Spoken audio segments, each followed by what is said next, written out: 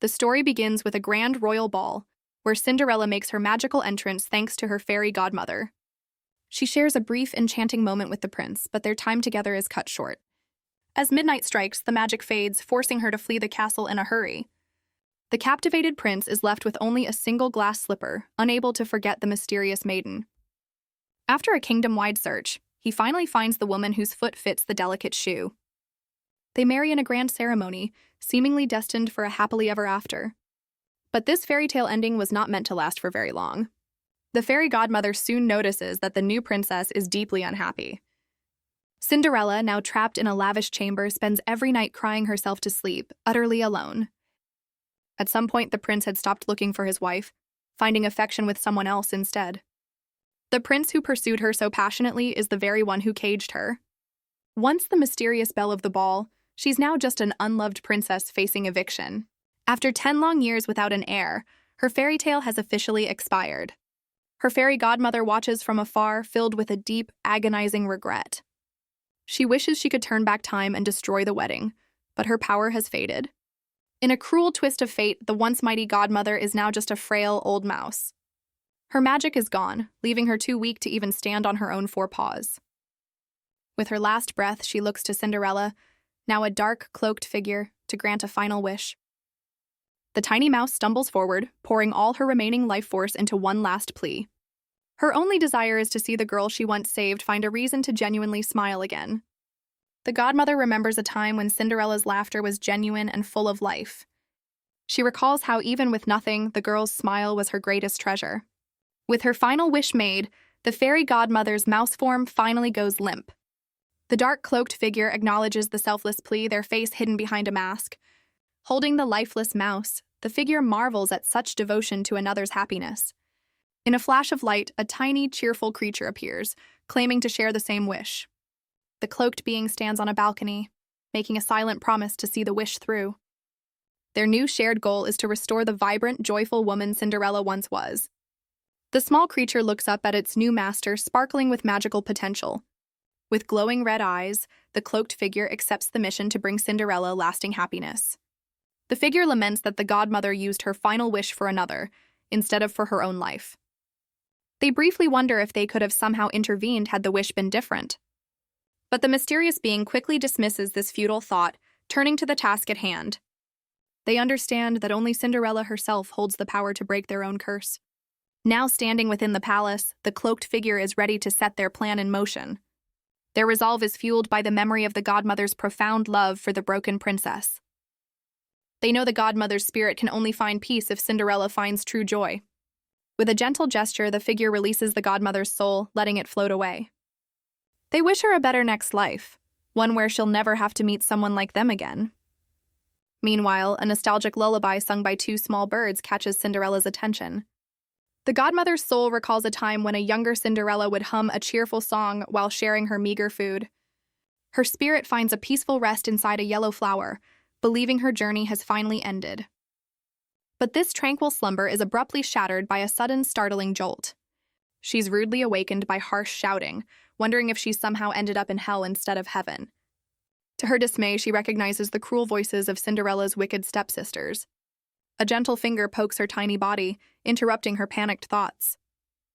The touch feels incredibly real, causing her to question if this is merely a dream. She looks up to see the face of a young, happy Cinderella, a sight she never expected to witness again. Before she can process it, Cinderella is called away by her sisters, leaving the tiny mouse behind. The godmother watches her go, struggling to believe she has somehow been sent back in time. The tiny mouse struggles to accept her new reality, convinced it must be an illusion. She watches the young Cinderella run off, her mind reeling with the possibility that this is all a dream. Yet the memory of Cinderella's face and voice feels far too real to be a mere fantasy. Her thoughts are shattered by the harsh shriek of a stepsister berating Cinderella for her tardiness. The entire stepfamily joins in, mocking Cinderella's appearance and cruelly reinforcing her demeaning nickname. Cinderella can only lower her head in shame as they sneer about her being covered in cinders. The godmother recognizes this cruel scene, confirming she has indeed returned to the past. A forgotten memory surfaces. Cinderella's true name was Seraphina Bluewood. Peeking over a ledge, the mouse wonders if her own magic somehow rewound time for this very purpose. A powerful realization dawns. This is her chance to protect Serafina and rewrite her tragic fate. A sharp voice cuts through the commotion as a man's hand rests on the door. Cinderella flinches, her eyes widening in recognition of the newcomer's voice. The godmother identifies the man as none other than Count Bluewood. He is Serafina's own father, the man who stood by and watched his daughter be abused. She recalls how, unlike the punished stepfamily, the Count profited from his daughter's royal marriage. He lived a life of luxury until his death, rewarded by the prince for his cruelty. The tiny mouse glares, realizing the Count is the root cause of Serafina's lifelong misery. The Count immediately sides with the stepsisters, ordering his own daughter to be obedient. He looks at Serafina with utter contempt, questioning how he could have fathered someone so pathetic. As tears well up in Serafina's eyes, the godmother's heart breaks seeing her pain up close. The godmother reflects on how incredibly young Serafina was at that time. She remembers that despite her forced maturity, Serafina was just a child dreaming of escape. Her profound loneliness made her yearn for any savior, even a shallow prince, because in her entire life, no one had ever shown her a shred of kindness. The Count offers a fake apology to his stepdaughters, completely ignoring his own child. The godmother feels helpless in her small form, but her fury is anything but tiny. She decides that even if it means her end, she will not let this injustice stand. With a surge of righteous rage, the tiny mouse launches herself into the air. She rockets directly toward the Count's face, catching him completely off guard. The godmother lands a fierce attack, vowing to never forgive the man who destroyed Serafina's life. The Count's pained shriek sends the entire dining room into a state of utter chaos. Unimpressed by his theatrics, the tiny mouse clings to his chest, judging his cowardice. The enraged stepmother furiously orders the servants to remove the creature from her whimpering husband. As the butlers move in, a terrified Serafina desperately tries to hold them back. The servants restrain her, but she continues to plead for the small animal's safety. With sudden resolve, Serafina declares that she will be the one to remove the mouse. The godmother is stunned, realizing Serafina is risking punishment just to protect her. A servant forcefully grabs Serafina's arm, trying to shove her out of the way. Horrified, the godmother watches as Serafina is manhandled for her simple act of kindness. In a sudden move, a hand snatches the tiny mouse, capturing her in a tight grip. The Count's fury explodes as he tightens his grip on the tiny mouse. He violently flings the godmother across the room, calling her a worthless rat. Serafina screams in protest, her heart breaking at the sight. She collapses to the floor, pleading for the small creature's life as the butlers watch.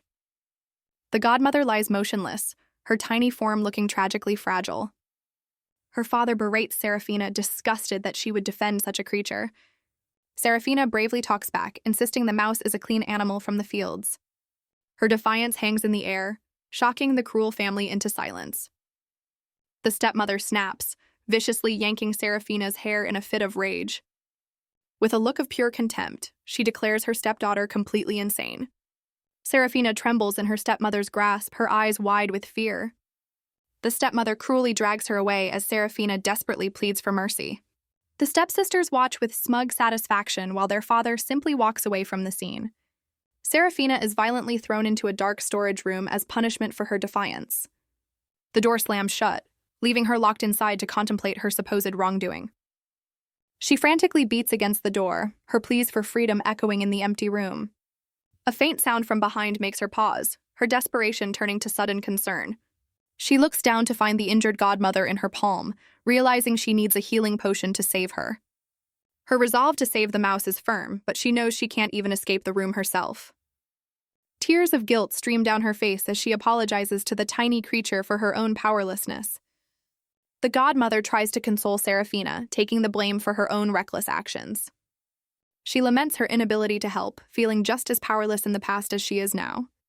The godmother recalls a similar memory of Serafina locked away, finding solace only in a small animal's company. Even then, Serafina found comfort in the mouse's presence, thanking it for just being there. The godmother reflects on how Serafina's unwavering kindness has always been her salvation. She remembers Serafina's simple wish for a friend, a wish she made to a tiny mouse. But the godmother's memory ends in sorrow, knowing her actions ultimately brought Serafina more pain. The scene flashes to her true form, questioning why she was sent back if she could only cause more suffering. Back in the present, Serafina's voice cuts through the godmother's despair, expressing her gratitude. Serafina admits she felt a sense of justice, having never seen her father so shaken before. Serafina correctly guesses the mouse attacked her father out of loyalty to her. She tenderly compares the tiny creature to a brave hero from her favorite books. Inspired by this bravery, Serafina decides to give the mouse a special name. With a gentle smile, she christens her new friend Elodie. The godmother is moved to tears, contrasting Serafina's kindness with the insults she's endured. She recalls how all humans treated her with disgust, except for one shining exception. Only Serafina ever reached out to her, finding beauty where others saw only a wretched creature. Fueled by this memory, the godmother makes a solemn promise to protect Serafina at all costs. A sudden, powerful magic erupts from the godmother, lifting her glowing form into the air. Serafina stares in disbelief, a single tear tracing a path down her cheek as she witnesses the miracle. Meanwhile, the Count frantically screams for a doctor, his panic echoing through the mansion. He obsessively scratches himself, paranoid that the tiny mouse has given him some foul infection. Suddenly, a powerful force blasts through the window, sending the Count flying backward in shock. Stunned and disoriented, he scrambles to his feet, trying to understand what just happened. His eyes fall upon his garden, now a scene of utter devastation, and he lets out a cry of despair. Consumed by rage, the Count furiously demands to know which lunatic dared to ruin his property. His fury instantly turns to cold sweat as he senses an overwhelmingly powerful presence. Two pairs of boots land with purpose amidst the debris, heralding the arrival of unexpected guests. The imposing figures are revealed to be none other than Duke Valkisen and the young prince. A servant confirms their identities, leaving the Count horrified by the sudden appearance of such powerful men. Duke Valkisen addresses the prince, who prepares a communication spell with a glowing hand. His magic broadcasts a single name throughout the mansion: Count Bluewood. The Count and his butler flinch in terror, hearing the disembodied voice call out to them. Simultaneously, the newly transformed godmother tells a stunned Serafina they have arrived for one reason only. Serafina stares in utter disbelief, her mind reeling at the impossible sight before her. The small cat-like girl gently floats down to the ground, landing softly in front of Serafina. She then bows deeply, revealing they are on a strict 10-minute timeline. The prince's voice echoes this ultimatum, demanding the return of a kidnapped beast child. The focus shifts to the small girl, the very beast child Serafina just christened Elodie. With glowing golden eyes, the prince coldly repeats his 10-minute deadline for the child's safe return. Count Bluewood scoffs in disbelief, his face contorting with rage at the accusation. He furiously denies kidnapping a beastman, his voice echoing over the two imposing figures in his garden. The Count angrily demands proof, accusing them of trespassing and spouting nonsense. Duke Valkisen coolly informs him they have all the authority they need, as the prince offers to provide the requested evidence. A magical orb reveals the ethereal form of a field mouse beast child, the missing daughter of the Ratson family. The prince explains the girl was previously untraceable due to a powerful curse. But just moments ago, the orb miraculously activated, displaying an image of the Bluewood mansion. The Count's smug expression shatters as the prince confirms her location is within these very walls. As the prince begins to issue another threat, the Duke calmly raises a hand to stop him.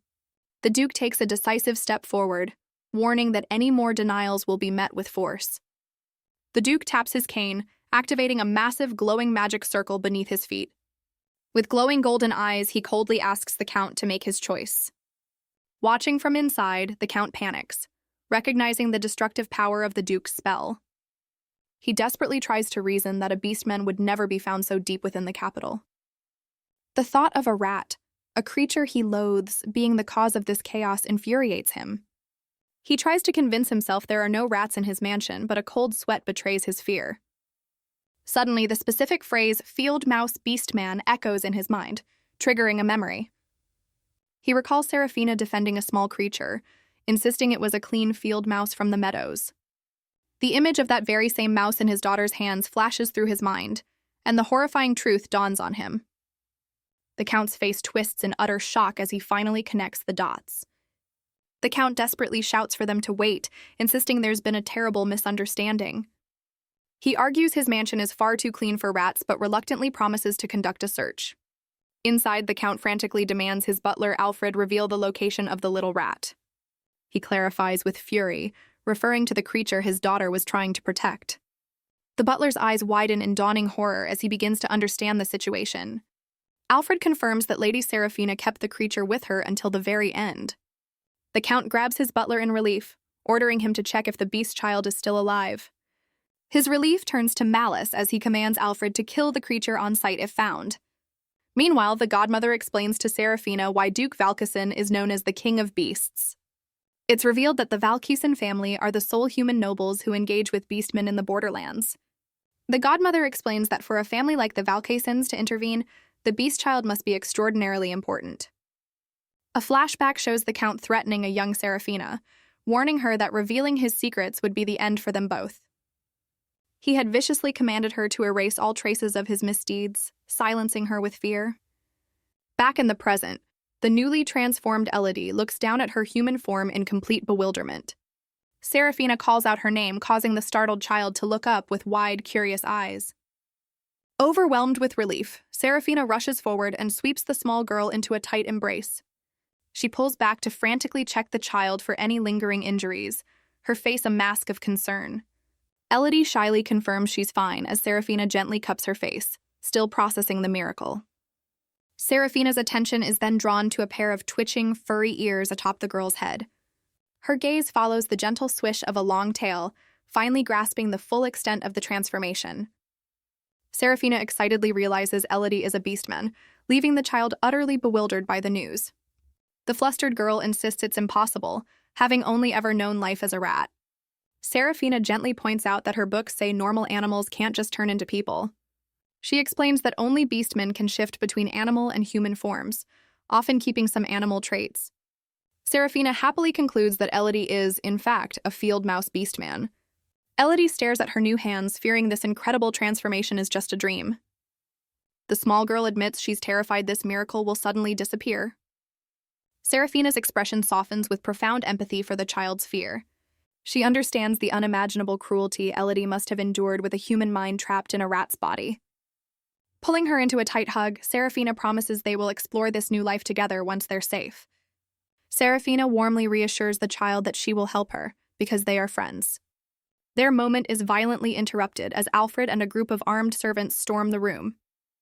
Seraphina looks up in utter shock, unable to believe the butler is leading the attack.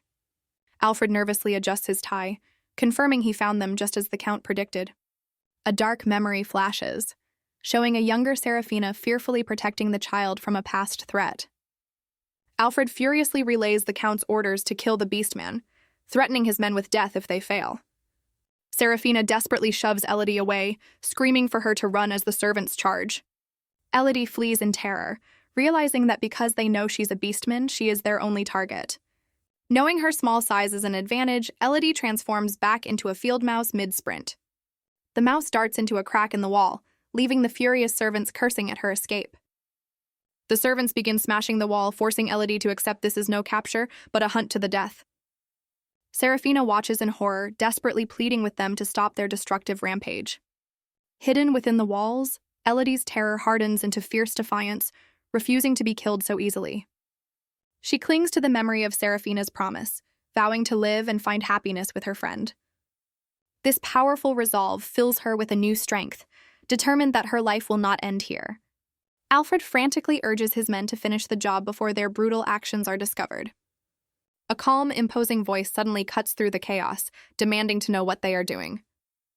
A young man appears, coolly asking if they were having a fight with the wall, as Seraphina recognizes him. She identifies the newcomer as none other than the young lord, Edmund Valkisen. Alfred freezes in terror, realizing a noble from the one family that protects beastmen has just walked in. Seeing her chance, Seraphina desperately calls out to the young lord for help. She points at the servants, pleading for him to intervene as Alfred sweats nervously. Seraphina reveals they are trying to kill her friend, while Elodie listens from her hiding spot. With tears in her eyes, she begs him to save the small beastman. Edmund Valkisen stares back, his golden eyes assessing the chaotic scene with cold intensity. Alfred panics, realizing that getting caught by the Valkisen air spells doom for them all. He decides he must silence Seraphina before she exposes everything to the young lord. The butler suddenly grabs Seraphina, violently cutting off her pleas for help. He furiously scolds her for daring to speak out of turn in front of a high noble. Alfred viciously reminds her of her low status, declaring she has no right to address the young Lord Valkisen.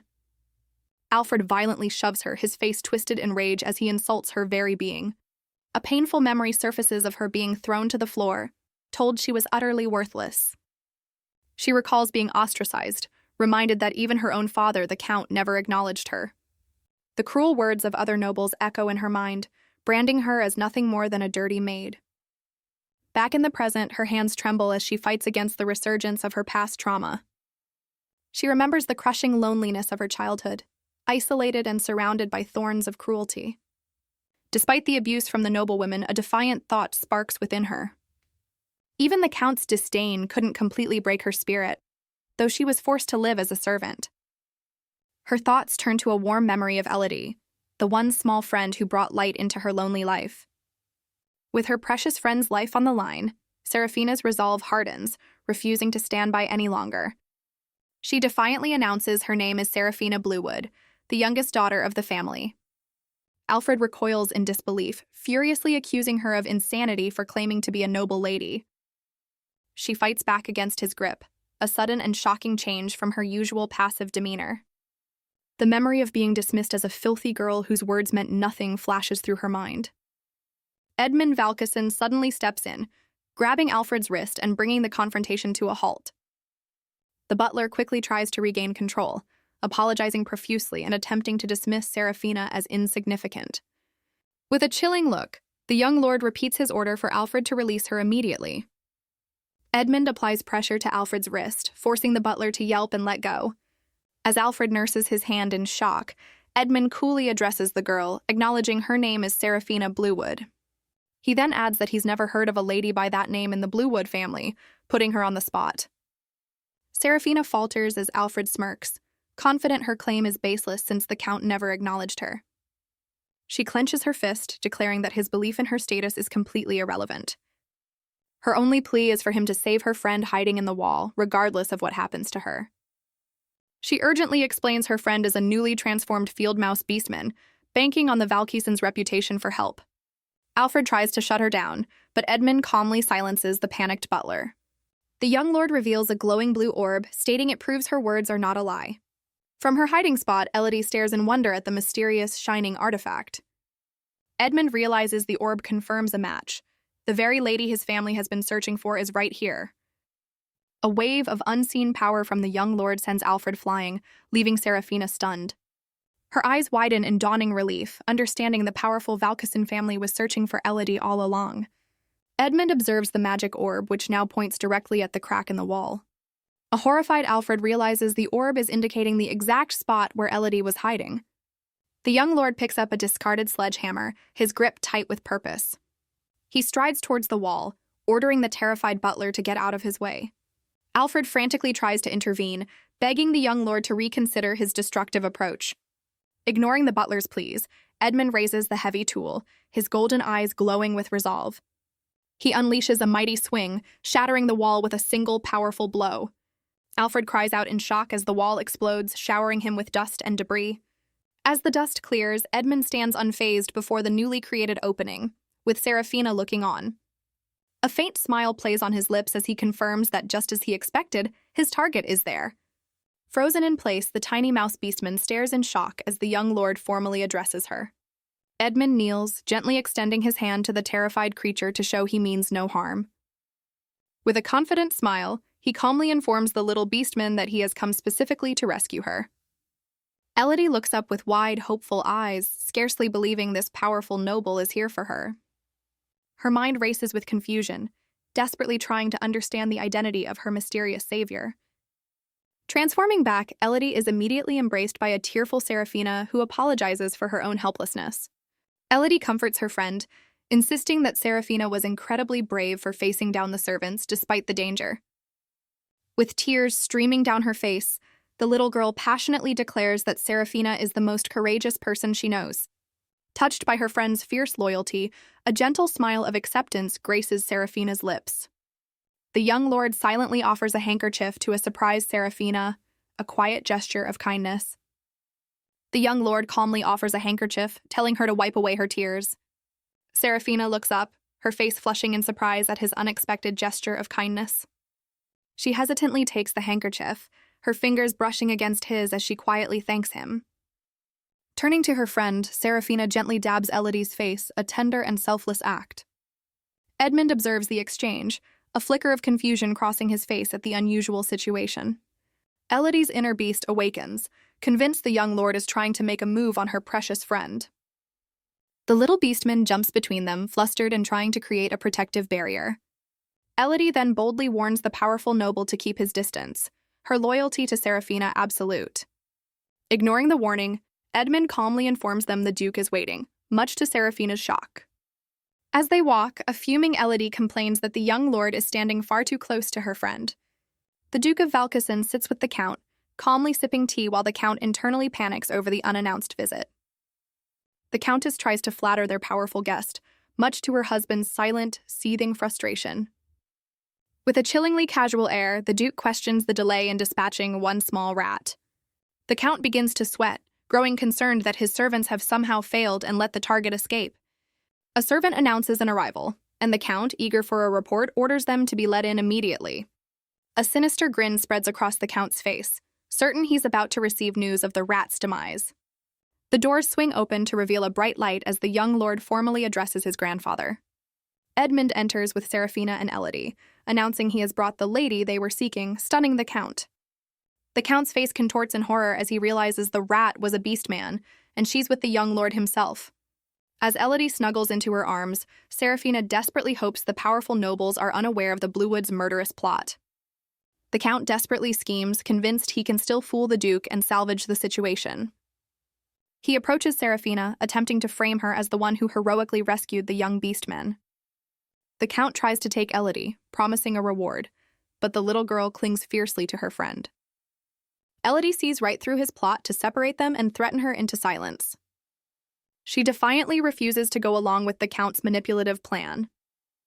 When the Count reaches for her, Elodie sinks her teeth into his hand in a desperate act of defiance. The nobleman cries out in agony, completely shocked by the ferocity of the small child.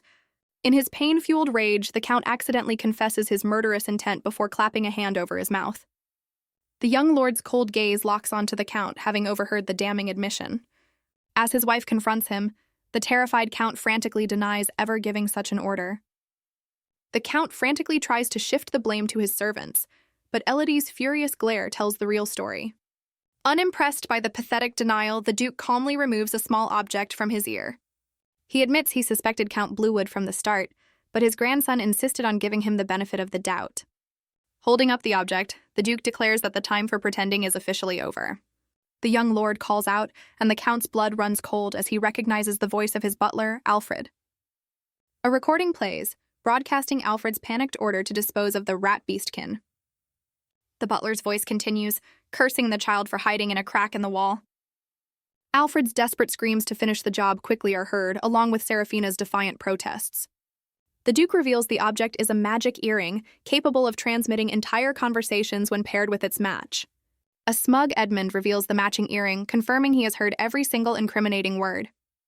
The Count stumbles back in shock, realizing his entire scheme was transparent to the Duke from the very beginning.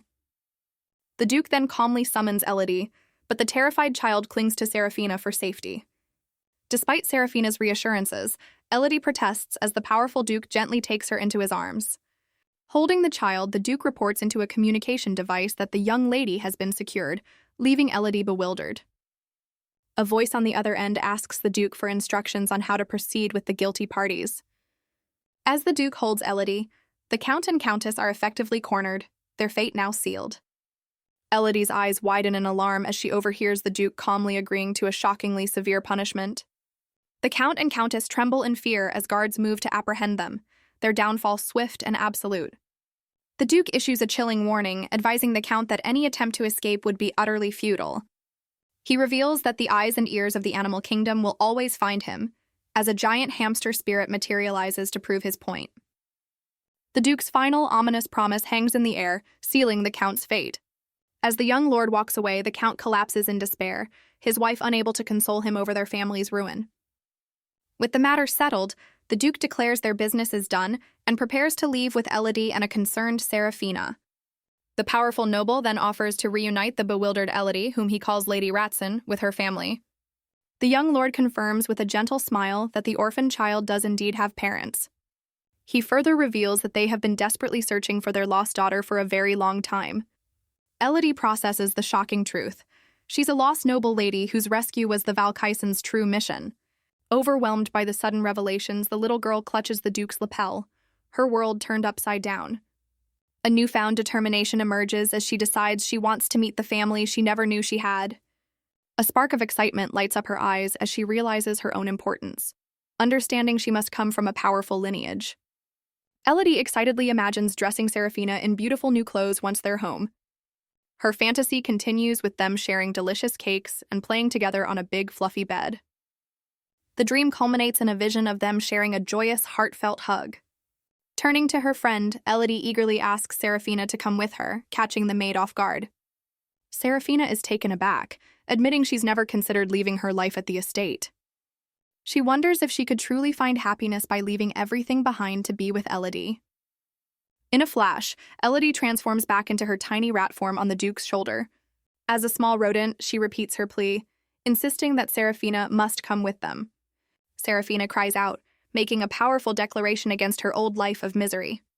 She proclaims her decision, choosing to pursue happiness alongside Elodie. With a joyful leap, the tiny rat Elodie lands in Seraphina's hands, sealing their pact. Seraphina beams with happiness, cradling her small friend and confirming her decision to start a new life. Dreaming of a bright future together, they finally arrive at the supposed palace of the Ratson family. Elodie's excitement turns to horror as she realizes the palace is far too small for a human. Seraphina, however, finds the comically tiny castle and her friend's reaction utterly charming. The little beastkin's internal panic grows, certain her grand promises of a shared life are now impossible. Grasping her head in dismay, Elodie believes she has failed before their new life has even begun. The Duke calmly addresses a guard, requesting an audience with His Holiness, leaving Seraphina bewildered. A sudden thought strikes Seraphina, who wonders aloud if Elodie's parents are the high priests of Annex. The shocking suggestion snaps Elodie out of her despair, her mind reeling from this new revelation. The world is revealed to be divided into two major continents, the first being Terranolia, home only to humans.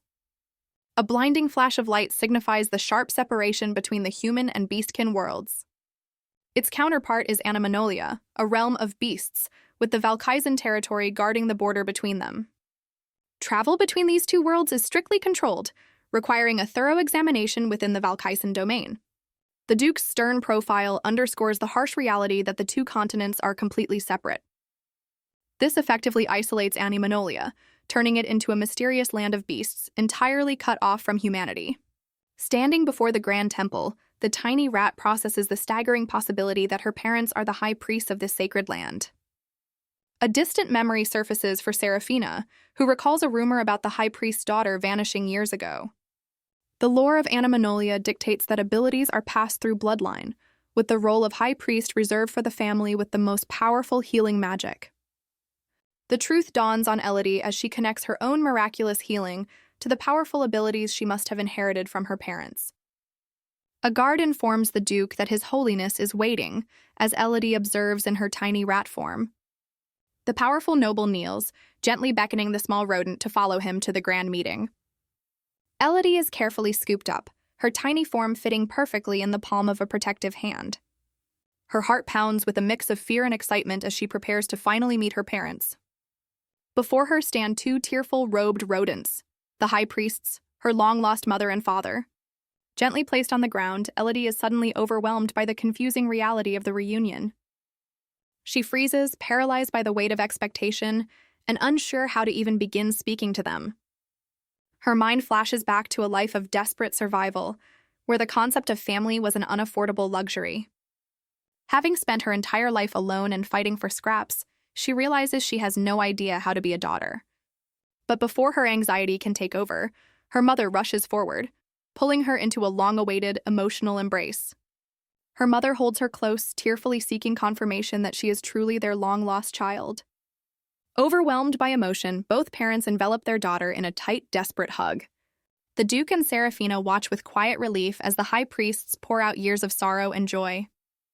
Elodie finally breaks down, feeling the profound and heavy weight of a family's love for the first time.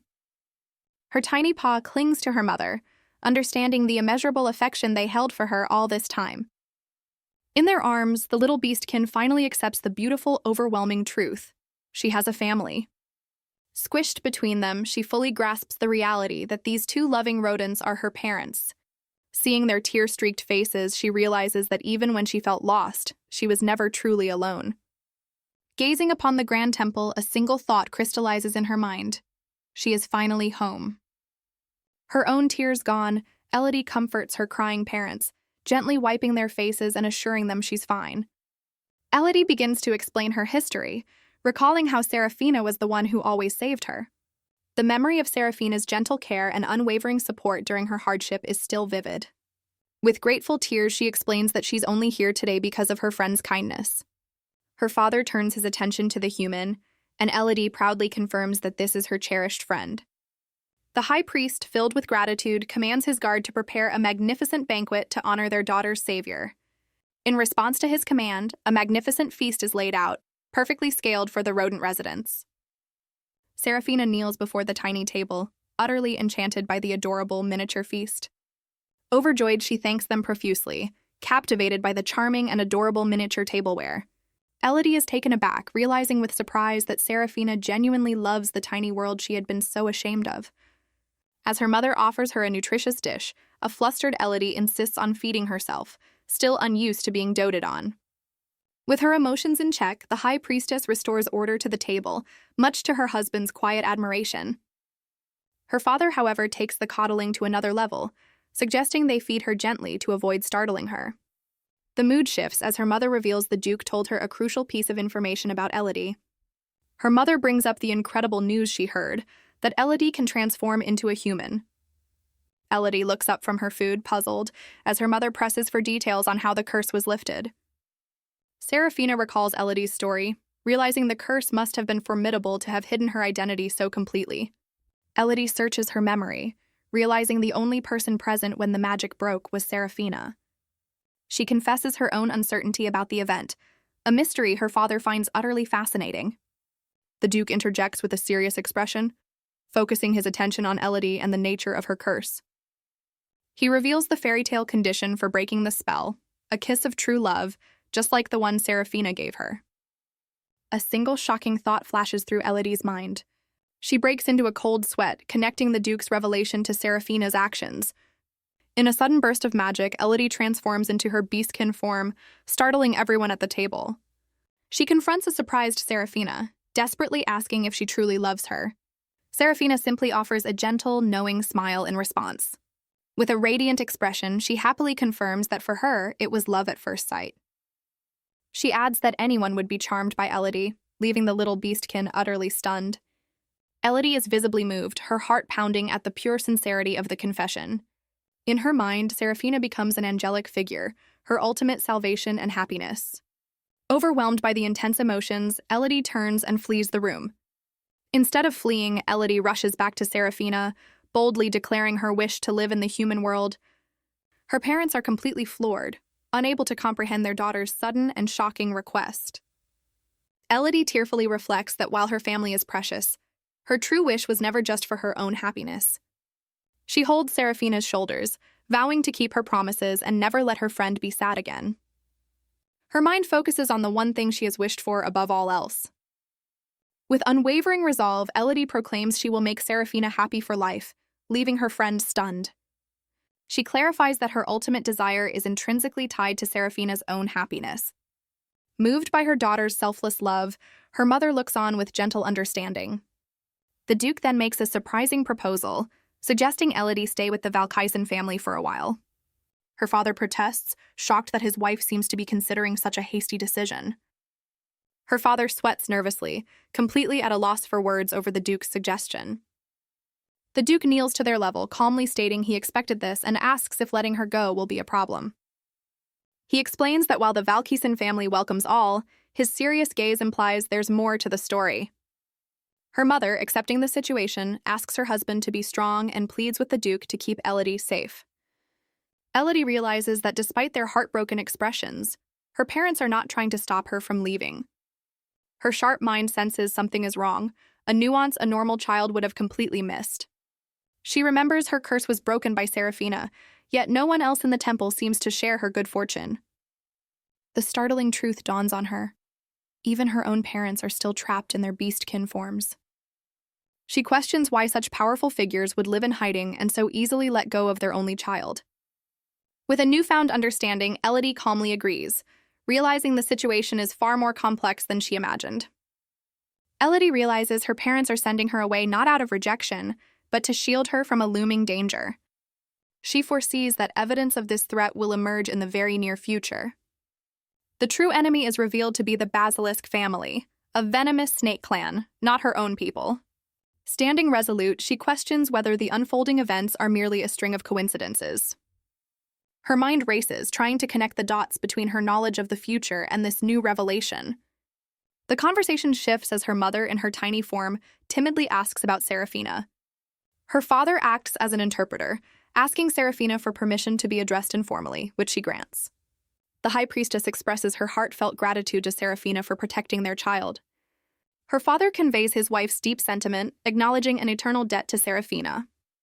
Serafina, flustered, immediately denies this, insisting Elodie was the one who saved her. Serafina sheepishly apologizes for using the name Elodie, admitting it was the one she gave her. The High Priestess blushes happily, assuring Serafina that it's perfectly fine. She declares that by giving her a new name, Serafina has essentially given her daughter a new life. Elodie is deeply moved by her mother's heartfelt acceptance, her eyes shining with emotion. Her mother continues, reflecting on the long and difficult path her daughter has walked. Elodie's heart swells, realizing her parents are just as precious to her as Serafina. Eager to connect with her past, she asks what her original name was. A vision of her human parents reveals her birth name, Gracia Ratson. Elodie holds the name close to her heart, finding it incredibly beautiful. Accepting both Elodie and Gracia as precious gifts, she watches as her mother prepares to give her something. A team of tiny hamsters presents Elodie with an ornate box, a mysterious gift she is told to guard carefully. The box reveals a radiant holy hammer, an heirloom that can only be wielded by a true successor of the Ratson bloodline. Elodie comically misinterprets its purpose, wondering if the family's holy power is just for hitting things and doubting its strength. Realizing her parents have read her mind, she nervously accepts the powerful artifact, questioning if she's ready for it. Her mother explains the early inheritance with a somber expression, hinting at the uncertain and dangerous future she faces. Elodie grows frustrated with the vague excuses, wishing her mother would just admit the curse is preventing her from her duties. She is instructed that in a moment of peril, a single tap of the hammer will transport her to a safe place. As her father calls to her, she immediately questions if the hammer has any other abilities besides being an escape tool. He issues a stern and absolute command, forbidding her from using the hammer for anything other than fleeing danger. His specific warning only piques her interest, making her realize the hammer must have other more forbidden powers. Her father explains the hammer is a last resort for a time when even the Valkisen family can't protect her. Her parents stand together, demanding she make a solemn promise to her father. They make her swear that when danger comes, she will choose escape over any reckless action. She agrees with a smile, internally relieved she didn't press them for more details about the curse. She knows that if she had revealed her curiosity about the curse's origins, her entire overprotective clan would have stopped her from leaving at all costs. She concludes that leaving now is the only way to pursue her own investigation freely. Closing the box, she solidifies her secret mission to uncover the truth behind the curse. The time for goodbyes arrives as she prepares to depart with the Duke and Serafina. Her mother makes one last emotional plea to Serafina, entrusting her to care for her precious daughter, Gracia. Serafina calls out to Elodie, who turns with a determined expression, ready for her new life. As their carriage rolls through a bustling town, Elodie is immediately struck with awe. She presses her face against the window, amazed by her first glimpse of the incredible Valkisen territory. Elodie marvels at how the crowded streets remain so clean and peaceful, unlike anything she's seen before. Her eyes widen in shock as she spots a beast human living openly, a sight she never thought possible. She's even more stunned to see different beastkin interacting casually with humans. Elodie panics, fearing for their safety, but the Duke calmly dismisses her worries. He stands proudly, informing her that this level of harmony is just the beginning of what Valkisen has to offer. Ifrit chimes in, telling a wide-eyed Elodie that the ducal castle dwarfs the entire market they're in. The magnificent castle is revealed as her new home, a place where she is promised safety and comfort. Elodie quietly contemplates her new home, catching the Duke's curious gaze. He questions her thoughtful silence, but she quickly clarifies it's just overwhelming excitement. Her childlike glee charms Serafina and Ifrit as the Duke makes plans for her arrival. The carriage finally rolls to a stop before the breathtaking Valkisen castle. A crowd of Beastkin servants murmurs in recognition, identifying her as the missing Ratson lady. Elodie becomes instantly self-conscious, unnerved by the sudden attention from everyone. The servants' intense, adoring stares are far more intimidating than she expected. Serafina notices Elodie's distress, but she blames it on being unused to so many people. A flashback reveals her terror stems from being chased by a hostile crowd in her past life. She knows she's no longer a helpless mouse, but the traumatic memories are hard to overcome. Elodie trembles but forces a smile, determined not to worry Serafina with her past trauma. The Duke summons a wolf beastkin named Sir Howl, who eagerly steps forward from the crowd. Howl is immediately flustered as he's called out for staring too intensely at the young lady. He glances back in confusion, questioning why he's the only one being scolded when the entire staff was looking. The Duke coolly points out that Howl's fierce gaze is the most intimidating of all. Howl is baffled when the Duke orders his knights to disperse, arguing that wolves are naturally pack animals. A charismatic leopard beastkin steps up, volunteering to be Elodie's personal guard, much to Howl's irritation. The leopard smugly seeks validation, believing his handsome features are far superior to Howl's. With a chilling glare, the Duke immediately shuts down the leopard's foolish vanity. He then issues a final command, banning both predatory beastkin from getting near Elodie, leaving them utterly shocked. He extends the ban to all cat and dog beastkin, declaring their presence could be too threatening for her. As the staff is forced to retreat, Elodie wonders if the Duke's extreme measures are truly for her sake. The Duke then softens, gently patting her head and inviting her to enter the castle. A blushing Elodie agrees, marveling at the surprisingly free and open atmosphere of the Valkisen estate. She reflects on the unique harmony of the territory, where humans and beastkin coexist under a seemingly strict but fair system. A flicker of memory crosses her face as she recalls a similar period of peace from her past life. This era of tranquility was made possible by the Valkisen Treaty, allowing humans and beasts to live together without conflict. And at the very heart of this golden age of peace stood the formidable Duke of Valkisen himself. But Elodie's expression darkens with the grim knowledge that this idyllic peace is destined to shatter. She recalls a dark future where, in just 5 years, the Duke, the very symbol of this peace, is no more. She remembers the grim finality of his fate.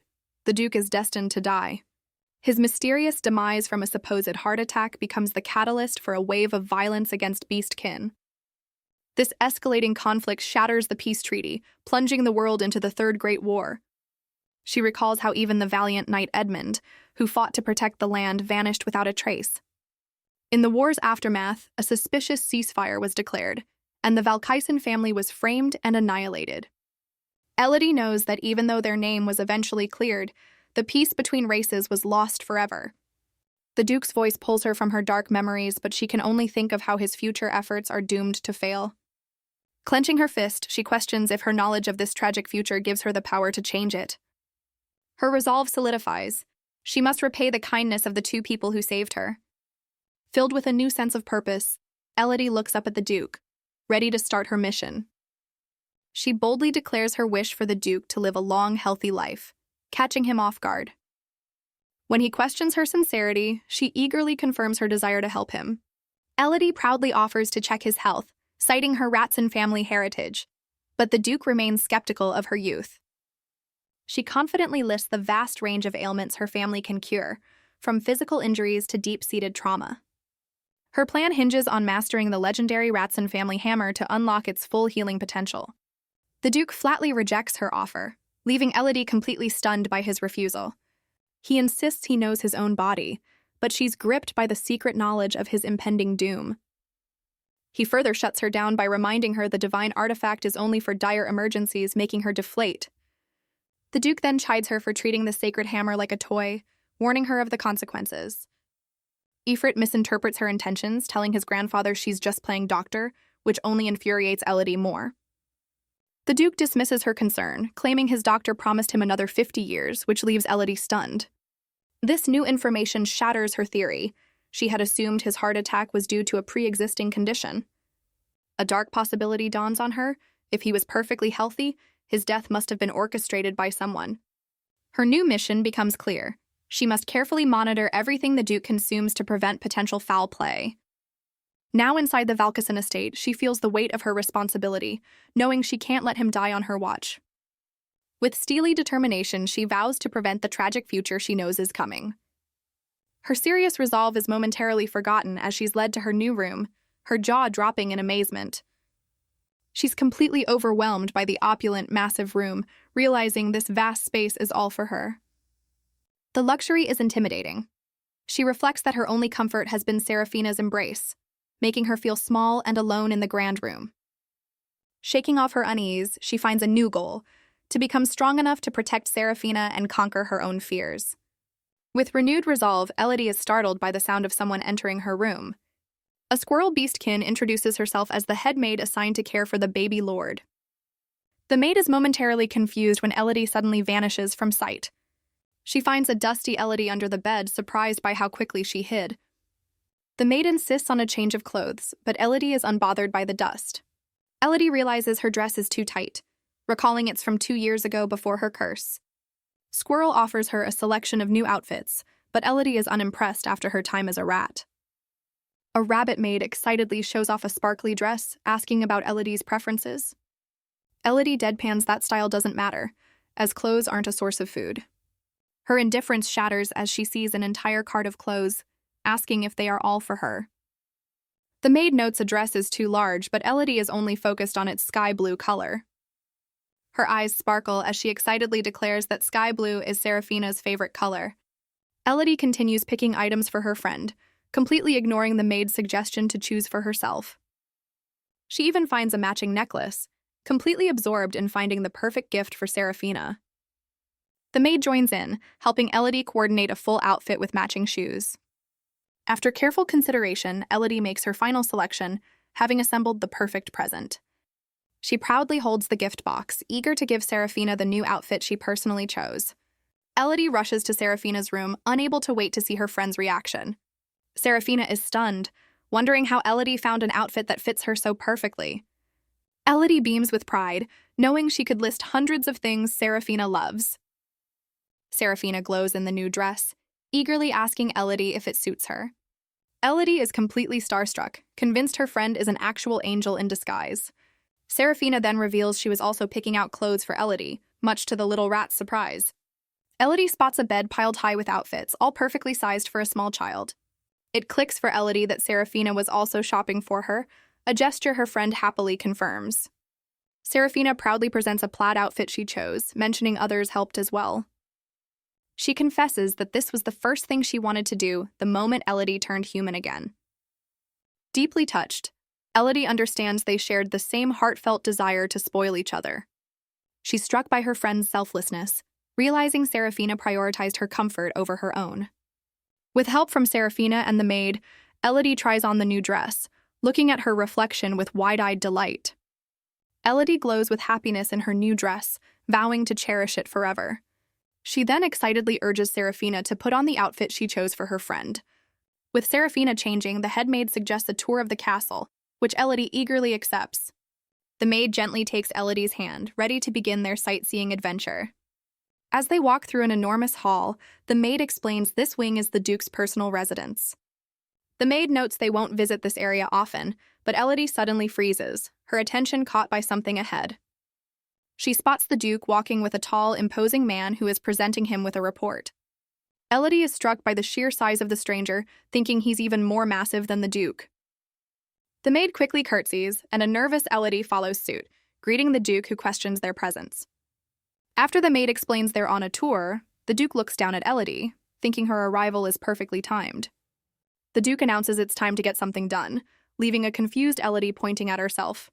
He gently pokes her forehead, causing her to flinch from the unexpected touch. Suddenly, the Duke scoops her up, reminding her that she wanted to play doctor. He cheekily explains that carrying her is much faster than waiting for her short legs to walk to his office. Perched on his arm, Elodie puffs out her cheeks, silently fuming over his comment about her height. She internally vows to get revenge for the insult, her face a mask of adorable fury. Now, in his grand office, she sits silently on an oversized sofa, taking in her new surroundings. She watches him sort through a mountain of paperwork, completely absorbed in his duties. This wasn't what she expected. She questions if an office is really a suitable place for a child to be. The Duke explains that her training begins with observation, instructing her to simply watch him work. Elodie realizes the Duke's idea of playing is just having her watch him work, noting his complete focus on his duties. A sudden thought strikes her. His heart condition might be from overwork, leaving her feeling powerless to help. Just then, a maid arrives to prepare the Duke's tea, and Elodie watches with a sense of resignation. But as the tea is prepared, a familiar aroma makes her turn with a look of sudden concern. She identifies the scent as Cinderella tea leaves, a blend known for its stimulating properties. The maid adds a powder to the brew, and Elodie decides she must prevent the Duke from drinking it. Her eyes lock onto the spoon, recognizing the fine powder being stirred into the cup. With dawning horror, she identifies the substance as a specific powdered herb from the kingdom of Velma. As the Duke raises the cup to his lips, she understands that the combination creates a lethal neurotoxin. Without a second thought, she leaps into action, determined to stop him before it's too late. With a desperate cry, Elodie throws herself forward, knocking the poisoned teacup from the Duke's grasp. The cup shatters on the floor as the Duke and his aides stare at the small child who just saved his life. Elodie winces from the impact, having successfully stopped the Duke but taking a tumble in the process. The Duke scoops her up, wryly noting she can't be left alone for a single moment. He questions her chaotic actions, but Elodie is too panicked to form a coherent excuse. She frantically explains the deadly combination of the tea and herbs, warning him it causes paralysis. She recalls from her past life that this mixture would become a trendy stimulant in about 5 years. But she also knows that in a certain ratio, the blend acts as a potent neurotoxin, numbing the body completely. This miracle drink would later be revealed to have devastating side effects that ruined many nobles. Elodie understands that for a master swordsman like the Duke, losing his sense of touch would be a death sentence. The Duke dismisses her warning, claiming he's had the tea before, while Elodie desperately insists using her parents as a source. Surprisingly, the Duke seems to believe her, finding the parental warning a credible source of information. The maid collapses in terror, confessing she was only following instructions for a popular trend from the capital. The Duke's expression turns icy as he processes the maid's panicked confession. Trembling under his intense stare, the maid confirms she's telling the truth.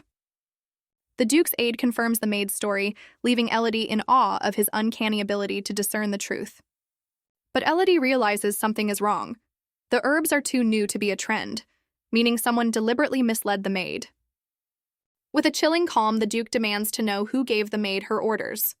The maid names her source as Count Hamilton, revealing the face of the man behind the assassination attempt. The Duke's face twists into a mask of pure fury upon hearing the name, the pieces of the puzzle clicking into place. The aide confirms that Count Hamilton was indeed the one who supplied the dangerous herbs. Elodie feels a terrifying shift in the Duke's aura as he absorbs the damning information. With chilling resolve, the Duke declares he will confirm the truth himself and orders the Count brought in. A disheveled Count Hamilton is dragged in, collapsing as he insists there has been a terrible mistake. He desperately denies any knowledge of the poison, questioning why he would ever commit such an act. The Duke's aide calmly cuts off the Count's frantic excuses, signaling the end of his pleas.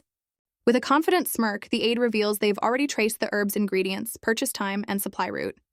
He announces that everything has been confirmed, shattering Hamilton's last shred of hope. The aide mocks the Count, asking if he truly thought the Duke would act without irrefutable evidence. Restrained and defeated, Hamilton erupts in a furious tirade, screaming curses at the Duke. The Duke's aide reports the physician's findings, confirming the tea's components were an unprecedented combination. He explains that while the ratio alters the effects, the specific blend was indeed a potent neurotoxin. The Duke realizes the chilling long-term strategy. Hamilton waited for him to become dependent on the tea first. He understood that once paralysis set in, no one would ever suspect the familiar drink he consumed daily. The Duke calmly addresses the captured Count, reminding him of their long and complicated history. A flashback reveals the Duke first met Hamilton years ago, after dismantling his parents' criminal enterprise. He recalls how the young Hamilton, filled with rage, had branded him the enemy of his house. The Duke remembers the boy's desolate state after losing his family, fortune, and reputation in an instant. He reveals that he took responsibility for Hamilton, giving him a chance to overcome his family's dark legacy. Returning to the present, the Duke coldly observes the traitor, noting this assassination attempt is how his kindness was repaid. The Duke coldly informs Hamilton that his long-held responsibility for him has come to an end. He declares it's now time for the traitor to take responsibility for his own treacherous actions. Walking away, the Duke orders a swift end for Hamilton while his aide inquires about his emotional state. The Duke dismisses the concern, viewing the day's events as just another unfortunate situation to be handled. His focus then shifts to the true puzzle, wondering how the little girl could have possibly known about the poison. The aide theorizes that her Ratson bloodline might have granted her a divine insight. The Duke refutes this, reasoning that the family's curse makes divine intervention unlikely, yet he admits there's no other explanation. With a slight smirk, he concludes that the only way to get answers is to ask her directly. Elodie sits nervously on a large chair, startled as the Duke's intense gaze falls upon her. He praises her skills as a physician before directly questioning how she knew he was being fed poison. Elodie panics internally, realizing she's revealed far too much and must now invent a plausible story. She knows a clumsy lie won't fool the Duke's sharp intuition and steels herself to be convincing. Elodie begins her tale, claiming she learned about poisons by eating dangerous things out of desperation. She recalls how hunger drove her to consume things that made her ill, forcing her to learn survival by trial and error. This harsh lesson taught her to be vigilant about everything she puts in her mouth. Looking downcast, she explains that before meeting her maid, she had to learn these lessons all on her own. She then spins a story about a time she was helpless and a street rat came to her aid. Elodie explains that this small creature became her unlikely teacher in the art of survival. From this rat, she learned to find safe food, avoid danger, and discover that even the smallest creature can find happiness. She concludes her moving story by declaring that this simple rat was nothing less than her savior. She concludes her tragic tale, revealing her rat savior ultimately fell victim to poisoned bait. Elodie adds that the small creature's life was cruelly cut short, barely lasting 2 years. This trauma, she claims, is why she used her physician role to inspect his food, feeling it was all she could do. Tears streaming down her face, she confesses her desperate wish to prevent anyone from dying like that again. Her plea extends directly to the Duke, whose stoic expression cracks for a brief moment. Clenching her fists, she emphasizes her resolve, driven by the fear of losing someone else.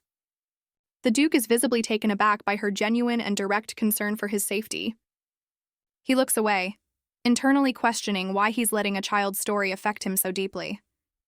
Turning back, he gently tells her to stop crying, assuring her that she doesn't need to relive painful memories.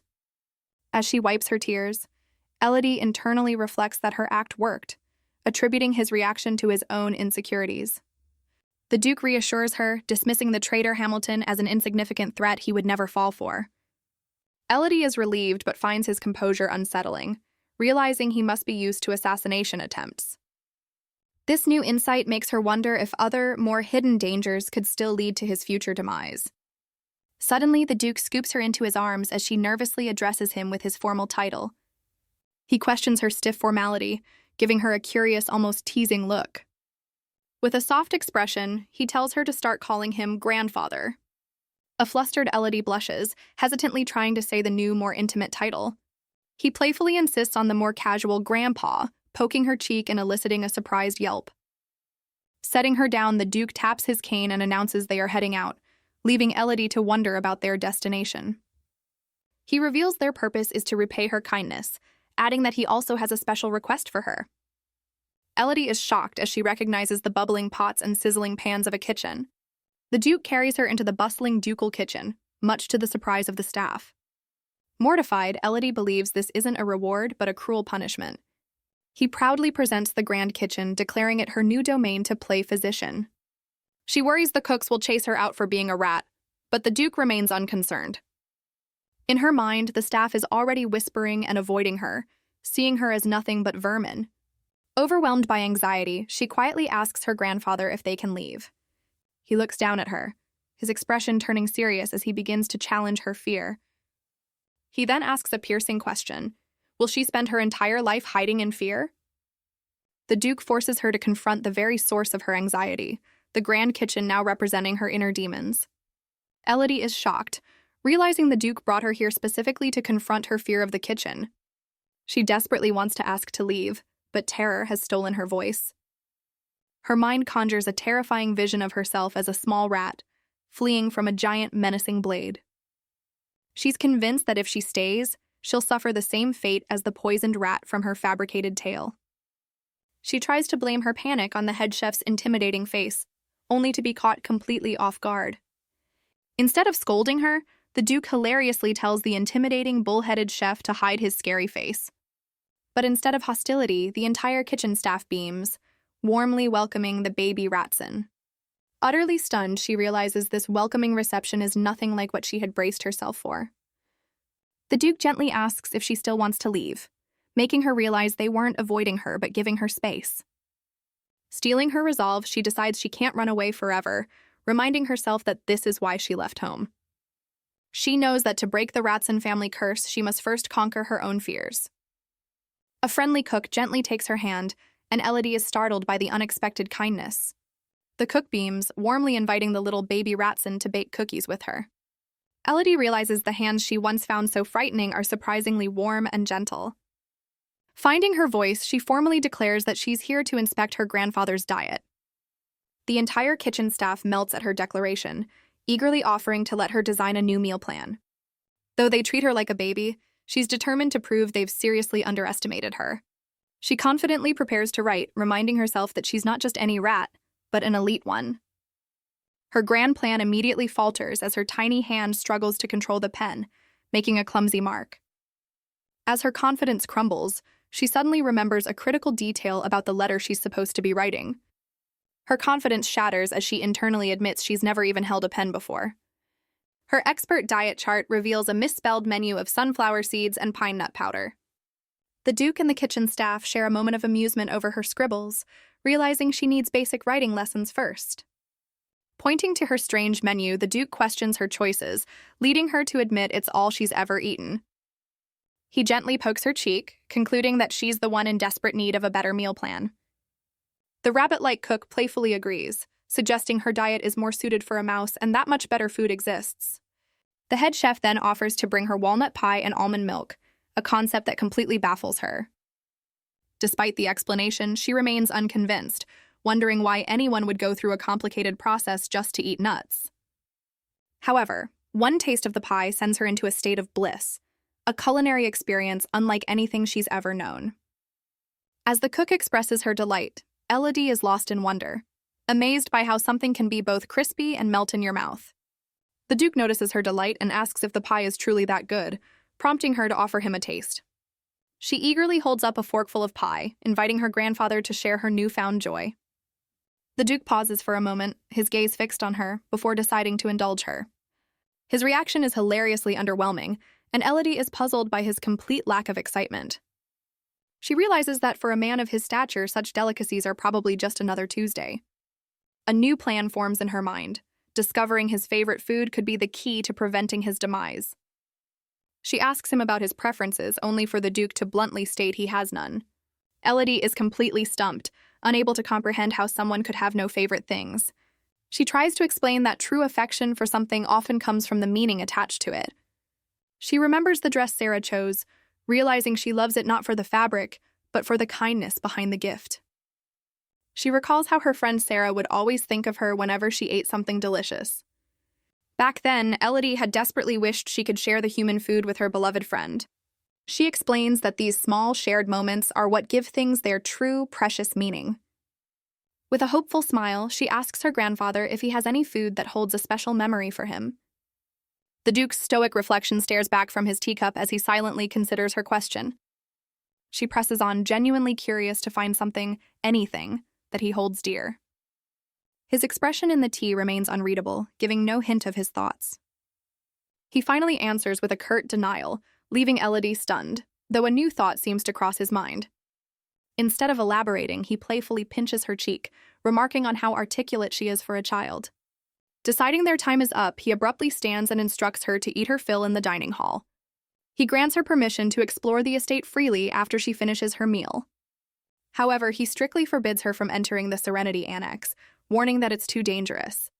Elodie is puzzled, wondering why a place with such a peaceful name would be off-limits. She asks what's inside, but the Duke simply turns his back, preparing to leave. A grim, almost pained expression crosses his face as he finally decides to answer.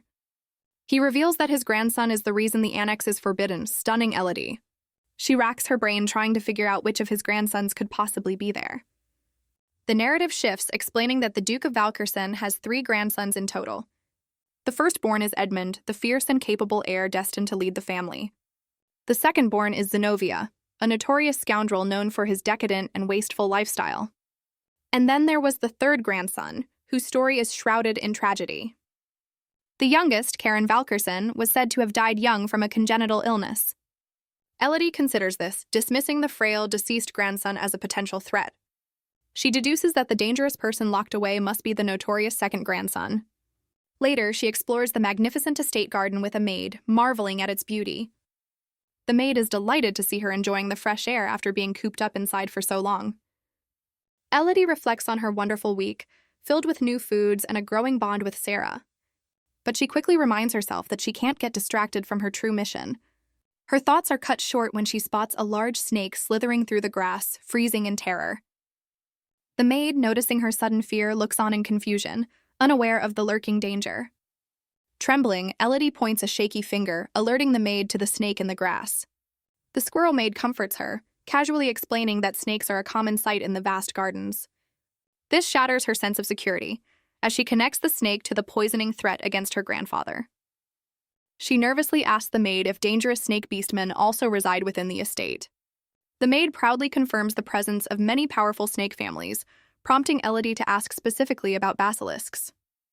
Her specific question catches the maid off guard, who wonders how an outsider could possibly know about them. Elodie plays it off with a nervous laugh, claiming she must have simply overheard the name somewhere. The maid then reveals a crucial detail. The basilisk family isn't actually part of the Valkisen domain. The atmosphere shifts as the maid begins to explain the unique circumstances of the basilisk clan. She clarifies that they are an extremely reclusive family, isolating themselves in their own distant territory. The maid reveals the basilisks only leave their territory when hired for a specific commission. Elodie deduces they must be a clan of assassins, making them nearly impossible to track down. She despairs, realizing she can't just walk into a den of snakes and needs a new lead. Just then, a brilliant idea dawns on her, completely changing her demeanor. Her attention is suddenly captivated by a beautiful field of vibrant blue flowers. She impulsively crouches down in the patch, startling the maid who worries about her dress. Elodie playfully calls out to the squirrel maid, who looks back, utterly bewildered by her actions. She holds up a bouquet, explaining the blue flowers are called lobelia and are used in herbal medicine. When the maid asks about their use, Elodie reveals they are a key ingredient for detoxifying poisons. She smiles fondly, recalling that she learned this valuable knowledge from a rat in her past life. Suddenly, another maid appears, her face pale with terror. Elodie's attention is drawn to a mysterious boy lurking in the shadows, who seems to be checking his neck. The boy stares back with piercing red eyes, his expression unreadable against a backdrop of blue flowers. The terrified maid rushes forward, desperately calling out to Elodie. Clutching the lobelia flowers, Elodie looks up, wondering about the identity of this strange child. She feels a strange sense of familiarity as she studies the boy's intense gaze. The panicked maid runs frantically, urging Elodie to get away from the area. She snatches Elodie into a protective embrace, fearfully questioning the boy's presence. The maid sternly orders the boy to return to the forbidden annex at once. Her words reveal his shocking identity. He is Karen, the grandson who was supposed to be dead. Elodie trembles in the maid's arms, realizing the 3rd grandson, Karen, is not dead after all. She connects the dots. This supposedly deceased boy must be the dangerous grandson the Duke warned her about. The rumors painted him as frail and chronically ill, but the boy before her casts a truly ominous shadow. His expression is unreadable, yet his presence alone is enough to command an unnerving silence. Elodie studies his piercing red eyes, trying to understand why this handsome boy is so intensely feared. She wonders if his mysterious illness is the true source of the terror he inspires in the staff. Her mind races, speculating that perhaps he suffers from a highly contagious disease that forces his isolation. But the maid's trembling isn't just fear of sickness, it's a primal, instinctual terror. Elodie understands the maid feels like helpless prey caught in the sights of a deadly predator. Karen's crimson eye reflects her small form, his gaze locking onto her with a chilling intensity. Karen turns his head, pointedly ignoring the maid's frantic order to leave. He begins to walk away, and the squirrel maid lets out a breath of relief, thinking the danger has passed. But Elodie stops the maid, a determined look on her face as she formulates a plan. To the maid's absolute shock, Elodie breaks free and dashes straight towards the feared grandson. She recalls her grandfather's warning but trusts her own instincts, knowing she'd recognize a true threat. Elodie remembers the cruel eyes of those who hunted her as a rat, a malice she doesn't see in Karen. Based on this, she confidently decides that the third grandson doesn't intend to harm her. Holding out the lovely of flowers, she bravely calls out to the boy she now knows as a prince. She offers him the bouquet as a remedy for snake bites, a gesture of unexpected kindness. Karen freezes, turning back with a look of utter bewilderment at her selfless act. Realizing he won't come closer, Elodie has a moment of sudden understanding. She decides to leave the bouquet on the ground for him, still warning him about the danger of snake bites. As the frantic maid whisks her away, Elodie cheerfully waves goodbye, urging the boy to take care. Karen watches her retreat, his thoughts fixated on the strange girl who just showed him kindness. His mind connects the dots, identifying her as the last surviving member of the Ratson clan. He recalls coming outside due to the commotion, never expecting to encounter the legendary family's heir. He stares intently at the small bouquet of blue flowers she left behind in the grass. His thoughts drift to the Ratson's fabled power, a miracle from the gods known as the jewel of the continent. After a moment of hesitation, Karen cautiously kneels down to inspect her unexpected gift. As he touches the bouquet, a mysterious dark substance seeps from his fingertips, tainting the vibrant blue petals. He watches the flowers wither in his hand, dismissing her kindness as utterly meaningless. Deciding he's had enough, Karen stands and turns his back on the decaying bouquet. He retreats into the shadows of the forest, refusing to cling to what he considers a vain hope. Meanwhile, Elodie stumbles back inside, completely drained from the intense encounter.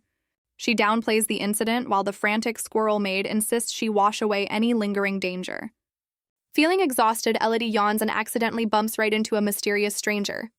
She looks up to find herself face to face with a towering, shadowy figure with intimidating, glowing eyes. Her body freezes in shock, reacting instinctively to the imposing presence before her. But to her surprise, the intimidating man lets out a terrified scream, equally startled by her. The flustered wolf demi-human hides his face, apologizing profusely for his sudden appearance. Elodie questions the timid man, who introduces himself as Howlf, commander of the Silver Knights. He explains he's hiding his face because the young lady found his appearance frightening. The commander nervously asks if she's also afraid, but Elodie finds his posture more amusing than intimidating. In her mind, she concludes that his fearful stance just makes him look rather silly. She reassures him that he isn't scary, prompting the overjoyed wolf to ask if he can stay by her side. Elodie casually agrees, causing Half to celebrate this small victory with immense enthusiasm. She then asks why he's there, and he explains with a wagging tail that he was escorting a guest. Half points out the guest, who is currently speaking with a woman named Sarah. Elodie's expression shifts to one of pure shock as she recognizes the visitor's face. She identifies the man as Wellston, a known lackey of the prince, realizing she's in a dangerous situation. Elodie's mind flashes back to a past life, revealing a familiar, twisted fairy tale.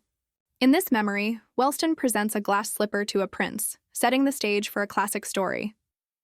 The shoe was said to be enchanted, fitting only the one true owner who lost it in her haste. Wellston, with a confident smirk, vows to find the mysterious woman for his prince. He approaches a young blonde woman, declaring that the prince is desperately searching for her. The promise was one of eternal love, a fairy tale romance sworn by the prince himself. He would devote his entire life to her, a vow witnessed by a lonely figure in a tower. But the memory shatters as someone urgently tries to bring the woman, now a princess, back to reality. Wellston berates the princess, questioning her about the tale of a commoner rising to royalty. He scornfully calls her Cinderella, as she recalls how she helped build the prince's reputation. The memory reveals Wellston berating the princess, reminding her that he orchestrated her rise from commoner to royalty. He furiously accuses her of stealing his spotlight instead of helping him, demanding she go grovel before the prince. The flashback confirms a chilling fact. Wellston was the very person who handed Sarah over to the prince. Snapping back to the present, Elodie realizes she must stop Wellston before he manipulates Sarah again. A fierce determination fills her eyes as she resolves to get him away from her friend immediately. She pivots and barks an order at Howolf, who instantly snaps to attention. With outstretched arms, Elodie commands the flustered knight to pick her up and carry her over there. The wolf commander is visibly thrilled by her request, eagerly agreeing to the task. He scoops her up in a flash, and she lets out a small protest at being held so high. As Howolf sprints down the hall, Elodie urges him to go faster, pointing directly at Wellston and Sarah. Sarah rebuffs Wellston, stating she has nothing to say to him. Wellston questions Sarah's social status, implying she's wasting her beauty.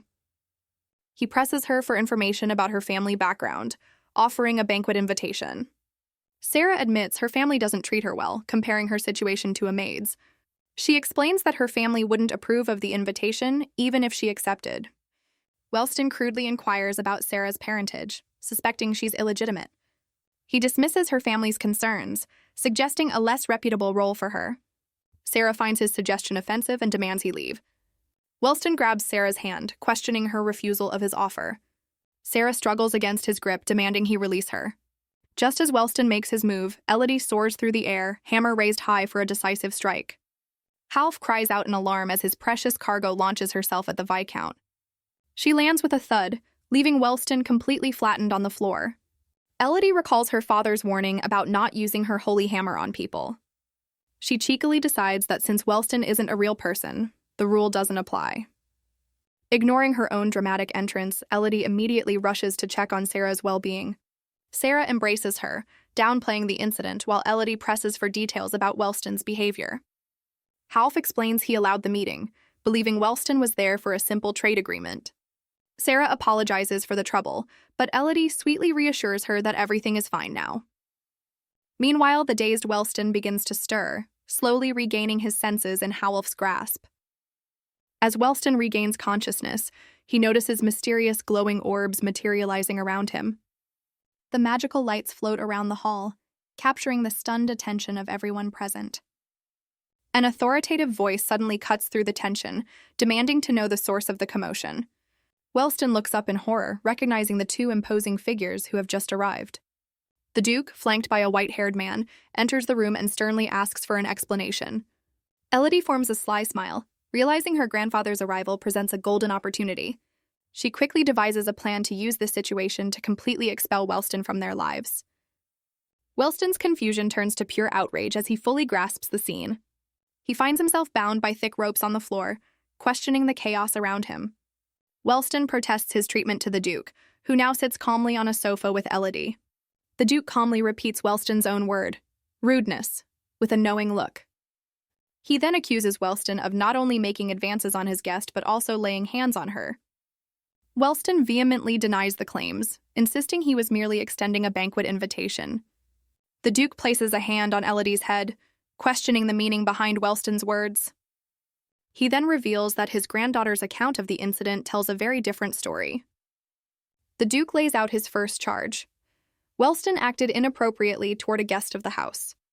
He follows up with a far graver accusation, branding Wellston a thief for stealing a precious family item. A stunned Wellston sputters in disbelief, demanding to see any evidence of this supposed theft. Elodie presents a glowing object, declaring that this magical cotton is all the proof they need. She confidently proclaims she personally witnessed the item falling from his pocket, sealing his fate. Wellston panics, certain he had secured the item in his magic pouch and wondering how it appeared. The narrative explains that magic cotton is a rare, living lump of mana, valuable enough to be worth its weight in gold. Elodie realizes this cotton was the secret behind the prince's supposed magical talent in her previous life. The Duke states that a protected species, which doesn't grow in Wellston's territory, was found on his person. He challenges Wellston to offer a flimsy excuse, leaving the Viscount stammering and speechless. With no more patience, the Duke orders Wellston to be handled according to the rules, sparking the Viscount's terror. The white-haired man calmly recites the law. Smuggling prohibited items results in a ban from Valkisen. Wellston is momentarily relieved, thinking the punishment is trivial and not a big deal. The man then adds the grim penalty for smuggling a protected species, severe physical punishment and exile. Desperate to save himself, Wellston blurts out that he was only following the prince's orders. Wellston desperately tries to name-drop the prince, but the Duke coldly shuts down his plea. Suddenly, a magical communication device activates, glowing brightly in the room. A voice from the device announces that the entire incident has been overheard. A shimmering projection of the crown prince materializes, stunning the Viscount with his sudden appearance. Elodie watches the prince's grand entrance with a knowing, unamused glare. The prince addresses Wellston with a chilling smile as the Viscount begs for his help. Feigning shock, the prince questions Wellston's foolishness, leaving the Viscount utterly bewildered. As Wellston tries to explain, the prince coldly denies any involvement with stolen goods. The Viscount's desperate reminder of past dealings is met with the prince's feigned confusion. The prince masterfully turns the tables, trapping Wellston into admitting a history of theft. The prince paints a vivid picture of Wellston eagerly currying his favor with a special offer. He recalls the Viscount presenting him with a piece of jewelry made from rare silverstone. The prince then twists the memory, portraying himself as graciously accepting a gift from a loyal subordinate. With this narrative established, he declares he never would have accepted the items if he'd known they were stolen. The prince then offers a false apology to the Duke, blaming himself for failing to manage his underling. He completely abandons the Viscount, telling the Duke to handle the punishment according to their rules. As Wellston screams in betrayal, the prince coldly states that this sacrifice is a necessary evil. His final, chilling instruction is for the Duke to ensure Wellston never causes such trouble again. The Duke grimly agrees to the command, while Elodie watches the entire exchange with a blank expression. As the prince's projection fades, Elodie scoffs internally at his brazen lies, knowing he was fully aware of the theft. Elodie reflects that with Wellston gone, she no longer needs to worry about the prince. The white-haired man, Ifrit, offers a subtle, satisfied smirk at the turn of events. Elodie's expression sours as she recalls a detail that still troubles her. The prince's ominous parting words echo in her mind, hinting at a future meeting. Despite her unease, she's relieved she successfully kept her friend Sarah away from the prince's influence. She recalls explaining to her father how Sarah's absence made it easier to trap the young Viscount. Elodie remembers Wellston being dragged away, and makes a mental note to check on his fate later. Putting the grim thoughts aside, she cheerfully runs to her friend's room, ready for a well-deserved break. However, she opens the door to find Sarah standing with an unnervingly cold and mature demeanor. Elodie stares in shock, questioning if the person before her is truly her friend Sarah. Elodie, concerned, asks if Wellston's actions are the cause of Sarah's strange mood. She tries to reassure her friend, but Sarah coldly dismisses the idea, leaving Elodie baffled. Sarah confronts Elodie, demanding to know why she was excluded from the prince's magical call. Her friend explains she only left because Elodie seemed agitated, putting Elodie on the spot.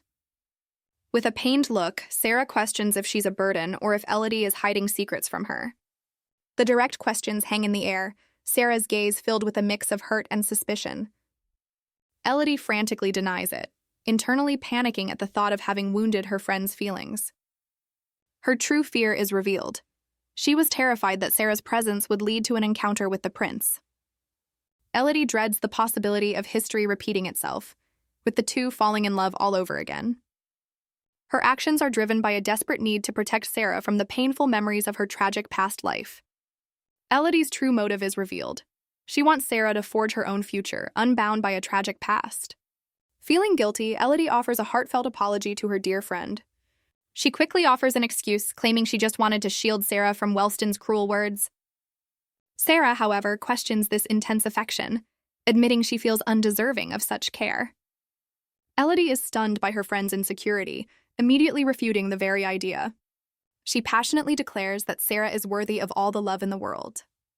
Overcome with emotion, Sarah confesses that Elodie was the only one who ever showed her kindness. She recalls her past as a lowly field mouse whom only Elodie cared for. A memory shows Elodie always putting Sarah first, fueling Sarah's new resolve to protect her friend in return. Sarah tearfully explains that her love for Elodie is the most logical thing in the world. Elodie smiles with sudden understanding, telling her friend not to worry anymore. Sarah is completely baffled by Elodie's sudden change of heart. Elodie clarifies that her survival at Bluewood wasn't due to kindness or naivety. She confesses she only endured by playing a role, as she had nothing worth fighting for back then. But a memory of finding Sarah as a mouse brings a warm smile to her face as she declares that has now changed. With newfound resolve, Elodie explains she now has someone she truly wants to protect. Sarah pulls her into a tight hug, insisting she wants to face her own battles to keep Elodie safe. As Elodie holds her friend, she realizes Sarah is finally ready to move forward.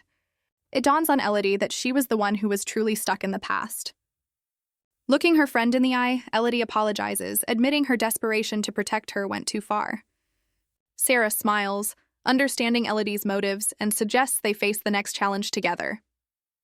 Elodie agrees wholeheartedly, realizing it's the Sarah of the present she needs to protect. The next day arrives, bringing with it the fallout from the Viscount's downfall. The Duke reports that the agreement with the Wellston family has been officially dissolved. He adds that Viscount Wellston has been formally disinherited, much to Elodie's quiet satisfaction. Elodie internally expresses her disappointment that the Viscount's punishment wasn't more severe. A flashback shows Duke Wellston and his son offering a formal but insincere apology. It's revealed the apology was just a pretense to push for a trade deal instead. Elodie's father, however, saw through the deception and outright declined their offer. Furious at the rejection, Duke Wellston stripped his son of his title and banished him to a monastery. Elodie thought the drama was over, but now she's questioning why these little glowing spirits are still clinging to her. These spirits are drawn to the Ratson bloodline's divine blessing, and Elodie's presence is the only thing keeping them materialized.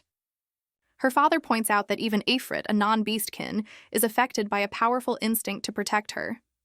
Ifrit makes a cryptic remark that it's for the best, leaving Elodie utterly perplexed.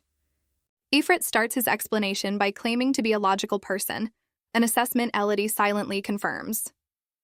He then dramatically confesses that the moment he arrived in Valkisen, his logic became utterly useless. A bewildered Elodie is left to puzzle over his strange confession. He elaborates that primal instincts took over, giving him an overwhelming urge to get a hold of something precious. The Duke calmly explains this is a normal beastkin reaction, causing a nearby maid to recoil in shock at the implication. Taking this new information in the worst way possible, a terrified Elodie asks her grandfather if she's about to be eaten. The Duke gently chides Elodie for her jumpiness, while Ifrit watches with a concerned expression. Ifrit steps in, coldly telling the Duke to back off, prompting the Duke to question his interference. With a smug look, Ifrit tells the Duke to simply observe, leaving Elodie to wonder if he's just posturing. Shifting his focus, the Duke's gaze hardens as he demands an update on the ongoing situation. He announces the prince intends to visit and apologize personally, sending Elodie into a state of pure shock. The news is so overwhelming that Elodie faints, only to be caught by her father and Ifrit as she internally despairs. Dangling upside down, she fumes at the thought of that insufferable prince setting foot in her home.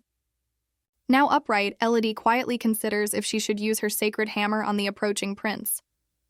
She resolves to use it if he harms Sarah, and her father unexpectedly gives her his blessing for self-defense. Elodie beams, clutching the hammer, suddenly realizing her father might have intended for her to use it all along. Her father jokingly asks for a heads-up before she actually swings the hammer at the prince.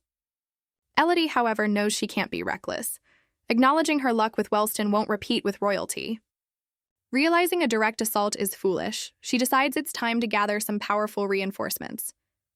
She immediately rules out her grandfather and Edmund, knowing their involvement would spark a major political scandal. What she needs is someone who can intimidate the prince without officially declaring war. A brilliant idea strikes her as she watches Ifrit try and fail to look less intimidating with a pair of glasses. With her new plan solidified, she confidently turns to her grandfather to ask for a favor. She brightly announces her desire to visit the duchy's night training grounds. Soon after, a knight captain presents Elodie to the assembled beastkin knights. The imposing wolf-like captain holds her gently, introducing the young lady of the house to his loyal troops. The other knights whisper among themselves, questioning why their notoriously stern captain is holding the young lady so closely. The captain silences his men with a sharp command, demanding they listen to what Elodie has to say. The beastkin knights eagerly straighten up, ready to receive their orders. With a glint in her eye, Elodie prepares to make her big announcement. She declares her plan to form a special squad for a covert operation. Her internal monologue reveals the prince's apology is just a cover to find the person who humiliated him. She knows that simply expelling him could spark a war, and a meeting with Sarah would be catastrophic. Therefore, they must intercept the prince with a team that can intimidate him without starting an international incident. Hearing the words "secret mission," the knights eagerly volunteer, desperate to be chosen. Elodie has found her perfect candidates, this very night order. The captain commands silence, holding a very composed Elodie. She specifies the covert team will have only 5 members to avoid drawing attention. The knights instantly start brawling, assuming combat prowess is the only selection criterion. Elodie frantically clarifies that this mission requires performance skills, not brute force.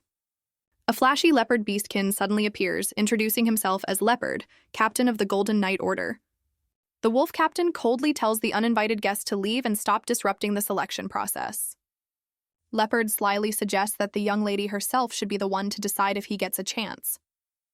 He then charmingly asks Elodie if she would consider letting his princesses join the mission. A confused Elodie questions his use of the word princesses, which he casually dismisses as a term for his sweethearts.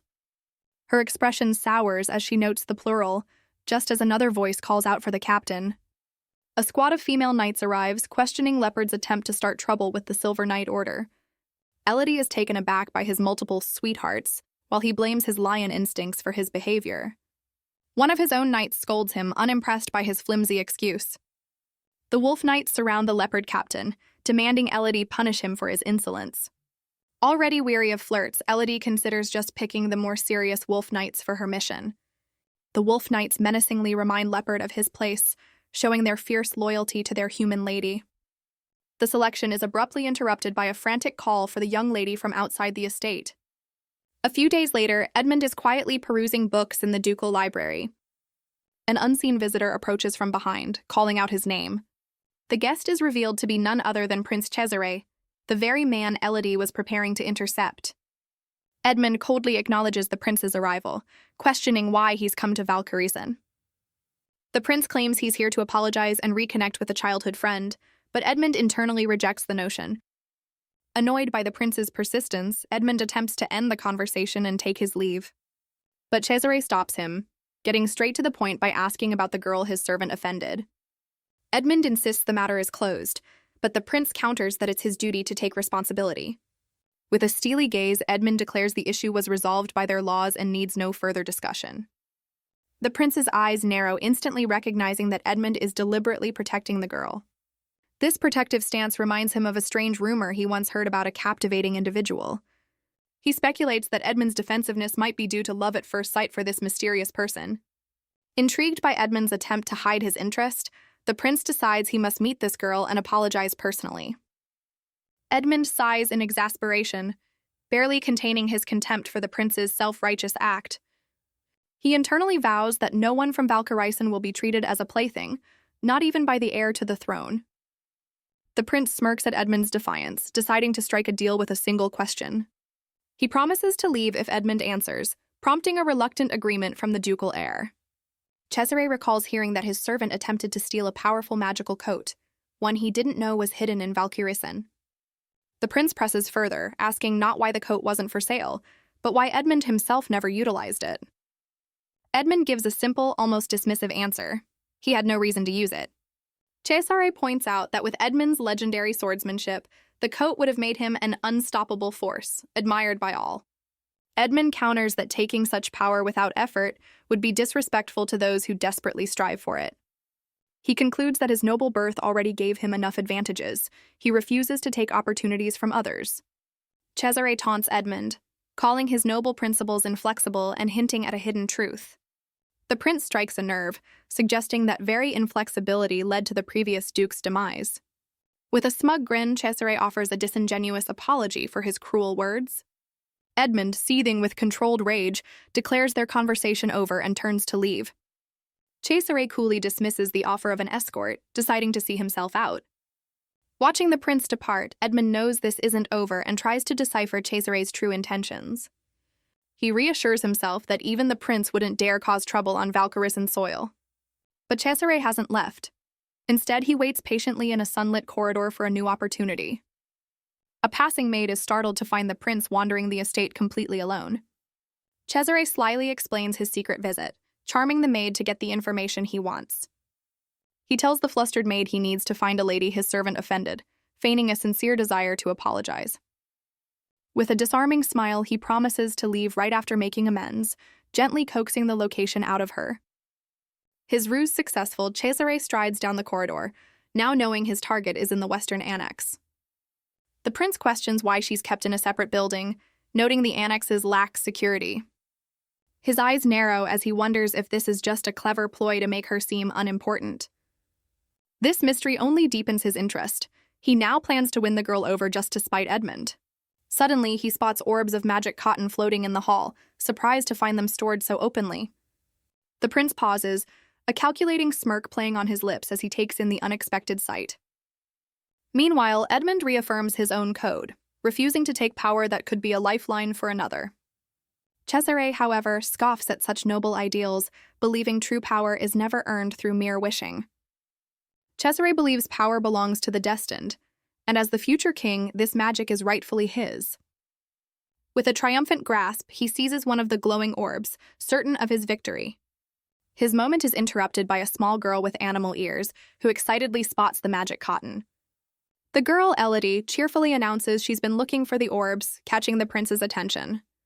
Internally, Elodie is relieved her plan to post guards at the annex worked, having successfully diverted the prince. She introduces herself with a disarming smile, and Cesare repeats her name with curiosity. The prince recalls a rumor about the duke adopting a high priest child, but dismisses it, as her name doesn't match. Believing she is insignificant, he decides there's no need to treat her with any special care. He questions her interest in the magic cotton before coldly declaring his ownership of it. Elodie is utterly baffled, silently wondering when he decided the magic was his to claim. Elodie calmly points out that the magic cotton is a rare and protected item, questioning his right to simply take it. The prince smirks, surprised that this seemingly ordinary child is far more perceptive than he expected. He arrogantly declares that the magic was obviously being kept safe all this time, waiting for its true owner, him. Cesare decides he must absorb the magic quickly, before the girl has a chance to summon guards. He clenches his fist, attempting to forcefully absorb the orb's power into his body. But to his shock, the magic resists, refusing to disintegrate and merge with his own power. Elodie calmly informs him that his efforts are futile. The orb will never submit to him. She reveals the magic cotton is reinforced with divine energy, making it impossible for a mere prince to absorb. As the orbs happily float around her, Elodie cheekily suggests the magic itself disagrees with his claim. The prince's smile turns menacing, enraged that even a small child dares to mock him. Elodie feigns innocence, cheekily pressing the orbs to her face while gauging the prince's fury. Cesare's patience snaps, warning the child that her age won't spare her from the consequences of defying him. As he demands she surrender the magic, Elodie calmly waits, knowing her backup is about to arrive. A silent countdown begins as the sound of heavy approaching boots echoes down the hall. The tension breaks as the countdown hits one, signaling the arrival of an unseen force. A squad of imposing wolf knights materializes behind Elodie, effectively cornering the startled prince. Edmund appears just in time, wryly noting his tardiness and wondering about the sudden crowd. He takes control of the situation, instructing Elodie to lead him to the annex while gently scolding her for wandering alone. The lead knight finally acknowledges the royal guest, expressing surprise at finding him in this part of the estate. He politely informs the prince that they are currently occupied, subtly denying him any further access. The knight's words echo in Cesare's mind as he questions the title, young lady. The prince's world tilts as the implication of her identity finally hits him.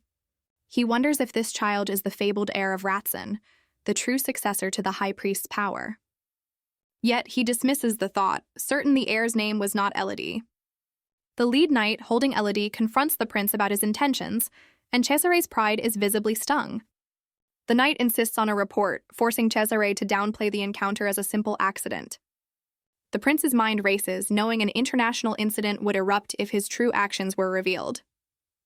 He desperately tries to compose himself, reminding himself not to lose his cool over a mere child. But Elodie shatters his composure, pointing an accusing finger and exposing his attempt to steal the magic. She further reveals his arrogant claim of ownership, leaving the prince to feign ignorance with a strained smile.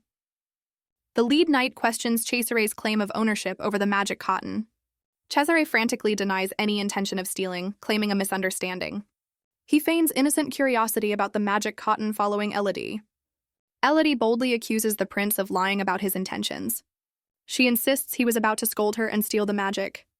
The knights react intensely to the suggestion of Cesare threatening Elodie. Cesare tries to silence Elodie, but the lead knight orders a report to the duke. Cesare attempts to smooth things over, feigning polite concern for Elodie. He makes a hasty retreat, trying to escape the increasingly tense situation. The knights and Elodie celebrate their successful intimidation tactic. Elodie, feeling generous after their victory, asks her knights if they have any wishes. She immediately shuts down their request to play all day, declaring that's asking for too much. Instead, she offers the lead knight a hug, which he accepts with a mix of gratitude and slight disappointment. Meanwhile, Prince Cesare fumes as he walks away, blaming the annoying baby Ratson for nearly derailing his entire mission. He laments failing to find the hidden girl he came for, distracted by a child more audacious than any he's ever met. The prince realizes the little girl wasn't naive. She knew exactly what he wanted and deliberately provoked him. He seethes, imagining how things would have ended differently without the unexpected arrival of those knights. A cold glint in his eye reveals the depth of his frustration and his calculating nature. However, Cesare reconsiders the situation, concluding that this outcome might actually be for the best. He reasons that since his theft was only an attempt, the news won't reach his father, and he's gained valuable intel on Valkisen's hidden asset. He decides it's wiser to monitor the child, especially with that Edmund fellow now in the picture. Settling into his carriage, Cesare vows that next time there will be no interruptions from the tricky kid. With his mind set, the prince coolly orders his carriage to depart, already plotting his next move.